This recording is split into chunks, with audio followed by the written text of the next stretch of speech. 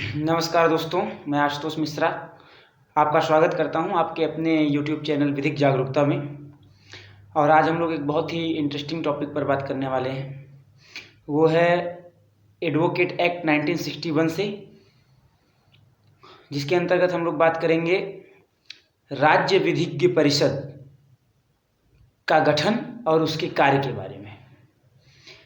तो इससे पहले मैं वीडियो को स्टार्ट करूं, आप लोग पेन और कॉपी अपने हाथ में ले लीजिए। और अभी तक अगर आपने चैनल को सब्सक्राइब नहीं किया है तो चैनल को सब्सक्राइब करके बेल आइकन दबा दीजिए, ताकि आने वाले वीडियोस की अपडेट सीधे आप तक पहुंचती रहे।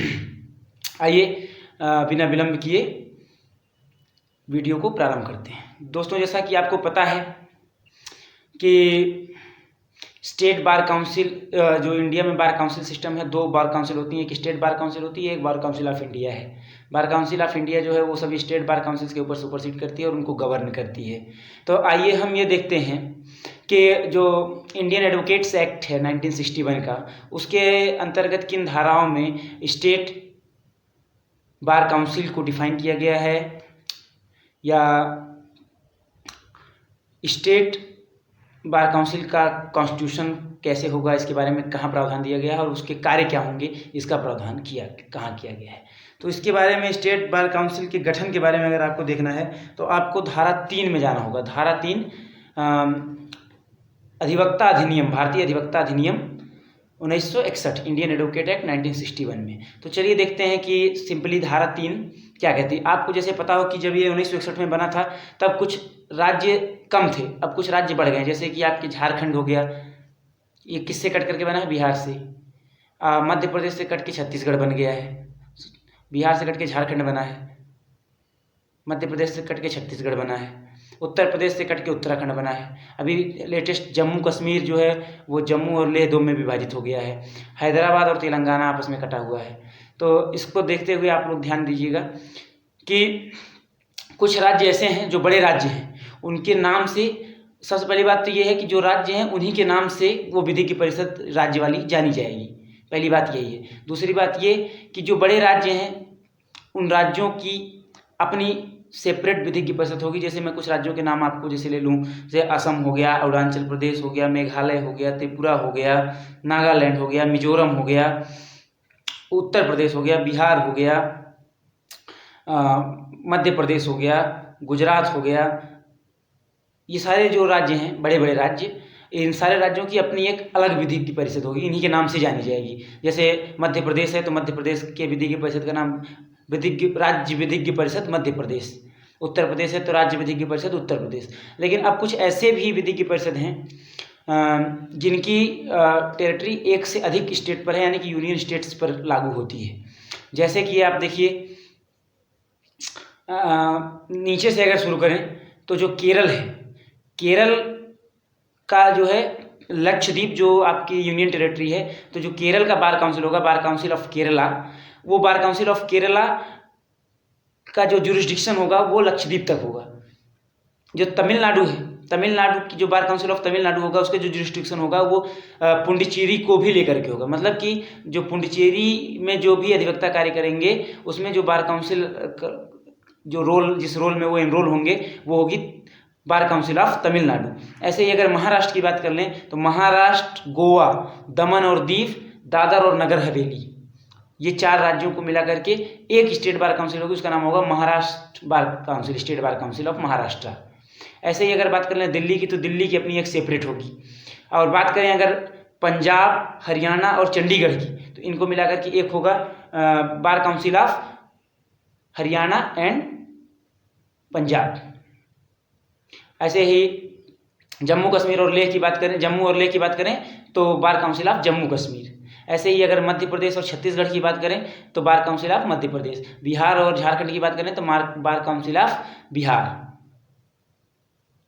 तो ये ऐसी विधि की परिषदें हैं जिनका की गठन धारा 3 अधिवक्ता अधिनियम के अंतर्गत किया जाता है।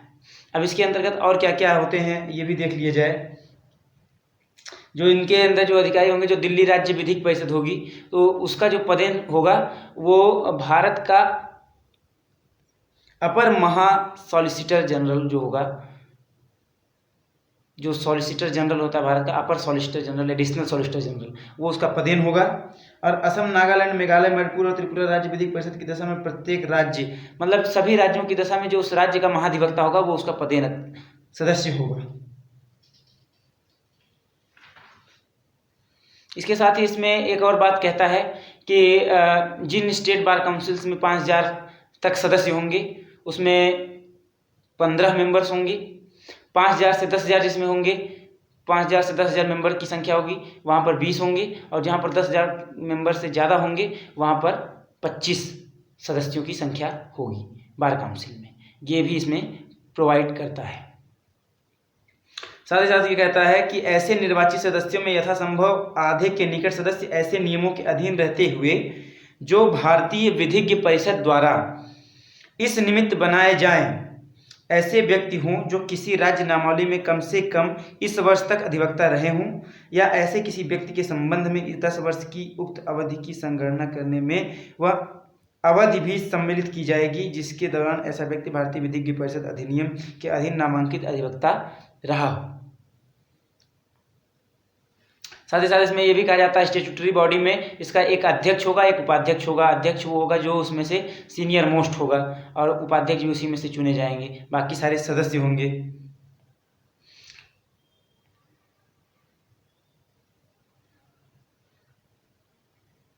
और साथ ही साथ ये भी कहा जाता है कि जो जब ये एक्ट आया है, एक्ट जो है जब से इन्फोर्स हुआ है, उसके पहले भी अगर कोई विधि की परिषद में कार्य कर रहा था तो वो वैसे ही कार्य करता हुआ माना जाएगा जैसे कि इस एक्ट के लागू होने के बाद वो कार्य कर रहा है। ऐसा भी इसमें प्रावधान किया गया है। अब अगर राज्य विधिज्ञ परिषद के कर्तव्यों के बारे में जाने, अगर हम एलिजिबिलिटी की बात करें कि स्टेट रोल में अधिवक्ता के रूप में एनरोल होने के लिए अधिवक्ताओं के पास क्या क्वालिफिकेशन होनी चाहिए, तो इसके बारे में अगर बात करें तो हमको सेक्शन 24 में देखना पड़ेगा। सेक्शन 24 एडवोकेट एक्ट 1961, उसमें जाएंगे तो आपको बताता है कि एक अधिवक्ता को अधिवक्ता के रूप में स्टेट रोल में नामांकित होने के लिए क्या क्या आवश्यकताएं होती है। तो सबसे पहला कहता है कि सिटीजन ऑफ इंडिया होना चाहिए, उससे भारत का नागरिक होना चाहिए। दूसरा, he must be completed the age of 21 years, मतलब 21 वर्ष की उम्र पूरी कर ली हो उसने। साथ ही साथ उसने कहा हो कि अगर एजुकेशन की बात करें तो या तो उसने 10+2 के बाद 5 ईयर्स का BA LLB इंटीग्रेटेड कोर्स किया हो, या ग्रेजुएशन के बाद 3 ईयर्स का LLB ग्रेजुएशन कोर्स किया हो, तो वो स्टेट बार काउंसिल में इनरोल हो सकता है। साथ ही साथ अगर किसी विदेशी विश्वविद्यालय या शिक्षण संस्थान द्वारा उसने विधि स्नातक की उपाधि अर्जित करी है, तो उसके लिए ये होगा कि अगर उसके लिए जो भारतीय विधि की परिषद ने जो रूल बनाए हैं या उसने जो प्रिस्क्राइब किए हैं जिन शिक्षण संस्थानों को, जिन इंस्टीट्यूशंस को, उन्हीं को जो है उन्हीं के स्टूडेंट्स को भारत में प्रैक्टिस की मान्यता दी जाएगी, ऐसा इसमें कहा गया है। अब अगर हम बात कर लें कि इनके कार्य क्या क्या होते हैं, जो स्टेट बार काउंसिल होता है, स्टेट बार काउंसिल का काम क्या होता है, तो इसके लिए आपको प्रेफर करना पड़ेगा सेक्शन 6 धारा 6 भारतीय अधिवक्ता अधिनियम 1961। तो आइए देखते हैं वो क्या कहता है। उसमें कुछ कार्य बताए गए हैं, उस कार्य के बारे में देखते हैं। धारा 6(1) में पहली बात वो कहता है कि जो भी अधिवक्ता अपना स्टेट रोल में नामांकन के लिए आवेदन करेगा और वह ऐसी परीक्षा पास करेगा, जो परीक्षा उसमें इसके लिए परीक्षा होती है, उस परीक्षा को पास करने के बाद उस अधिवक्ता को वह स्टेट रोल में उसका नाम लिखेगा, उसको दर्ज करेगा, उसको प्रविष्ट करेगा, और साथ ही साथ जो स्टेट रोल है उस स्टेट रोल को बनाएगा, उसको मेंटेन रखेगा और उसकी देख रेख करेगा। साथ ही साथ देखा जाए तो अगर किसी अधिवक्ता के विरुद्ध कोई औचार का मामला आता है, वृद्धि का औचार का मामला आता है, तो उसे ग्रहण करेगा, उसका निर्धारण करेगा। साथ ही साथ राज्य विधिज्ञ परिषद राज्य की अनुशासन समितियों का भी निर्माण कर सकता है, एक या अधिक, और उनके लिए नियम कानून बना सकता है। साथ ही साथ अगर बात करें तो जो उनके अधिवक्ता हैं, जो उनकी नामावली में दर्ज हैं, जो उनके स्टेट रोल में दर्ज हैं, उनके जो राइट्स हैं, जो प्रिविलेजेस हैं, इन सब का रक्षण करना, उनके हितों की रक्षा करना, उनके इंटरेस्ट की रक्षा करना, ये भी स्टेट बार काउंसिल का कर्तव्य होता है। साथ ही साथ अगर बात करें तो जो भारतीय विधिज्ञ परिषद के जो कार्य है धारा 7(2) में जो कहते हैं कि लोक कल्याणकारी कार्य जो करेगी, तो लोक कल्याणकारी कार्यों को बढ़ावा देने के लिए अधिवक्ता संघों को बढ़ावा देना भी इसका कार्य होगा। और साथ ही साथ विधि और सुधार के उन्नयन की दिशा में भी कार्य करेगी राज्य विधिज्ञ परिषद। विधि सुधार और उन्नयन की दिशा में कार्य करने का मतलब ये है कि लीगल अपडेट्स देना और सेमिनार्स वगैरह कराना, ये सारी चीज़ें वो कराएंगी। साथ ही साथ ये भी है कि जो विहित रीति है, जो संविधान की प्रक्रिया है, जो अन्य विधियों द्वारा है, उसके थ्रू चलते हुए जो प्रेस्क्राइब्ड मैनर है उसमें लीगल एड सोसाइटी को प्रोवाइड करना, पुअर्स को प्रोवाइड करना, गरीबों को, ये भी उसका एक कार्य होता है। साथ ही साथ विधिज्ञ परिषद के जो कोष हैं उनका निरीक्षण करना और उनका विनिमय करना, और जो उसके स्टेट रोल के सदस्य हैं उनके लिए जो इलेक्टोरल पैनल है इलेक्शन की व्यवस्था करना कुल मिलाकर के अपने मेंबर्स के लिए। और साथ ही साथ अन्य जो कार्य हैं जो इस अधिनियम के द्वारा विधिज्ञ परिषद को प्रोवाइड किए गए हैं कि उसे करना चाहिए, वो सारे कार्य वो करेगा। और साथ ही साथ अगर धारा 6 भाग 2 में देखें, सबसेक्शन 2 में देखें, तो उसमें ये कहता है कि स्टेट बार काउंसिल एक या अधिक कोषों की स्थापना कर सकेगा। किस लिए? जो अक्षम अधिवक्ता हैं या कहें कि निःशक्त या निर्धन अधिवक्ता हैं, उनके या उनके परिवार की सहायता के लिए इस प्रकार के कोषों की स्थापना करेगा और उनकी सहायता करेगा। साथ ही साथ पुस्तकालयों के निर्माण के लिए इसमें उस कोषों में से पैसा खर्च कर सकता है। साथ ही साथ विधिक सहायता या सलाह देने में जो कैंप लगेंगे या और जो भी खर्च आएगा उसमें उस खर्च को भी इसी प्रकार के कोषों से खर्च किए जाने की व्यवस्था की गई है। तो ये धारा 6 में बात की गई है कि राज्य विधिज्ञ परिषद के क्या क्या कर्तव्य हो सकते हैं।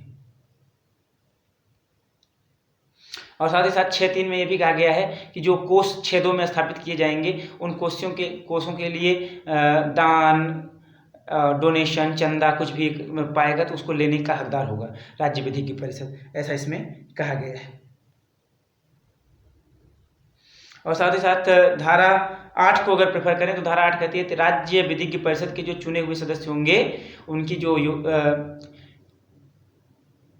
एज होगा, जो उनके टाइम पीरियड है वो 5 साल का होगा, जितने समय के लिए वो पद धारण करेंगे।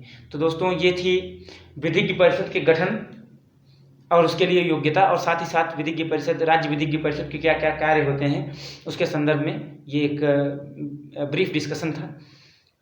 आशा है कि आपको इस डिस्कशन से काफ़ी लाभ मिलेगा, और आपको लाभ मिलेगा तो आप शेयर करके औरों को भी इसका लाभ देंगे।